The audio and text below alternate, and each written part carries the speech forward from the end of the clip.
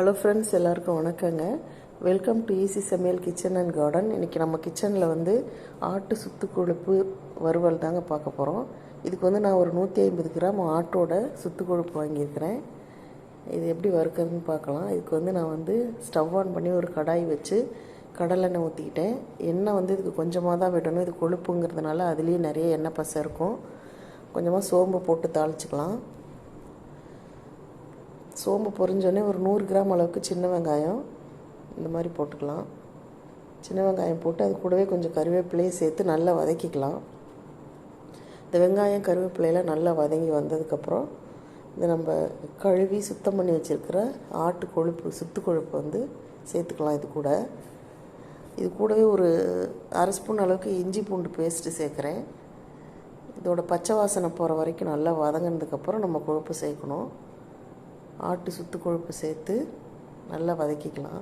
இப்போ இஞ்சியோட பச்சை வாசனை போயிடுச்சு. இப்போ கொழுப்பையும் சேர்த்து விட்டுடலாம். இது நல்லா கழுவி சுத்தம் பண்ணி வச்சுருக்கிறேன். இது ஒரு 150 கிராம் ஆட்டோட சுத்து கொழுப்பு. இதை நல்லா கட் பண்ணி க்ளீன் பண்ணி இதில் போட்டு நல்லா வதக்கிக்கலாம்.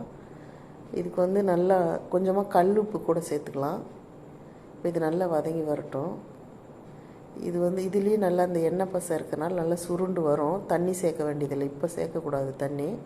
பாருங்கள், இந்த மாதிரி நல்லா சுருண்டு வந்ததுக்கப்புறம் இதுக்கு தேவையான மசாலா பொடியெல்லாம் சேர்த்துக்கலாம். இப்போ நான் ஒரு ஸ்பூன் அளவுக்கு மட்டன் மசாலா, ஒரு 1.5 ஸ்பூன் அளவுக்கு மல்லித்தூள், ஒரு அரை ஸ்பூன் அளவுக்கு மஞ்சள் தூள் சேர்த்துக்கிறேன். சேர்த்து இந்த மசாலாலாம் இதில் நல்லா பிடிக்கிற வரைக்கும் கலந்து விட்டுறலாம். நல்லா இந்த சுத்து கொழுப்பில் இந்த மசாலாலாம் பிடிச்சதுக்கப்புறம் தண்ணி சேர்த்துக்கலாம். இது வேக வைக்கிற அளவுக்கு கொஞ்சமாக தண்ணி சேர்த்துக்கலாம். இது ரொம்ப நேரத்துக்கு வேகக்கூடாது. ரொம்ப நேரம் வேக வச்சோம்னா கொழுப்பு கரைஞ்சிரும். அதனால் கொஞ்சமாக தண்ணி சேர்த்து ஒரு அளவாக வேக வச்சுக்கலாம். ஒரு 10 நிமிஷத்துக்கு இந்த தண்ணி வற்றி வர வரைக்கும் வேக வச்சுக்கலாம். பாருங்கள், இப்போ நான் மூடி வைக்காமல் திறந்து தான் வேக வைக்கிறேன். திறந்து வச்சே வேக வைக்கும்போது தண்ணி சீக்கிரமாக வற்றி வரும்.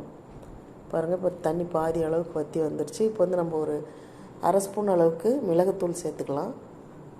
மிளகுத்தூள் சேர்த்து நல்லா கலந்து விட்டுட்டு கைப்பிடி அளவுக்கு மல்லித்தழையும் சேர்த்துக்கலாம். இப்போ பார்த்திங்கன்னா நல்லா தண்ணி சுண்டி வந்துடுச்சு. நல்லா இப்போ கலந்து விட்டுடலாம். பாருங்கள், நல்லா ட்ரை ஆகி வந்துடுச்சு. பாருங்கள், அருமையான ஆட்டோட சுத்து கொழுப்பு வறுவல் ரெடி ஆயிடுச்சுங்க.